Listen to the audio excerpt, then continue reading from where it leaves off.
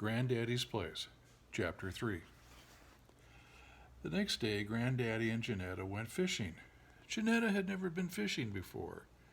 She didn't like it when Granddaddy put a worm on the hook. "Doesn't that hurt him?" she asked. "I'll ask him," said Granddaddy. He held the worm up in front of his face. "Worm, how do you feel about this hook?" he asked. He held the worm up to his ear and listened. Then he said to Janetta, "It's all right. That worm says there's nothing he'd rather do than fish." "I want to hear him say that," said Janetta. She took the worm and held it up to her ear. "It's not saying anything." "That worm is shy," said Granddaddy. "But I know he just can't wait to go fishing." Granddaddy threw the line into the water. It wasn't long before he caught a fish. Then he gave Janetta the pole so that she could try. She threw the line in, and before long she had a fish, too. But it was just a little fish. Janetta looked at it lying on the bank. It was moving his fins and opening and closing his mouth.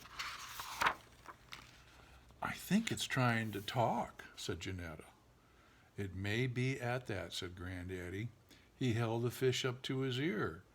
"It says, 'Cook me with plenty of cornmeal,'" said Granddaddy. "I want to hear it say that," said Janetta. "You can't understand fish talk?" said Granddaddy. "I don't know." "Well, all that fish can talk is fish talk," said Granddaddy. Janetta held the fish up to her ear and listened. "It says, 'Throw me back,'" said Janetta. Granddaddy looked surprised. Is that a fact?" he asked. "Clear as anything," said Janetta.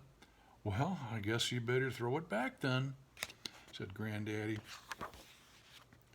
Janetta dropped the little fish into the water and watched it swim away. Granddaddy threw the line back in and began to fish again. "I never saw anybody learn fish talk so fast," he said. "I'm going to learn worm talk next," said Janetta.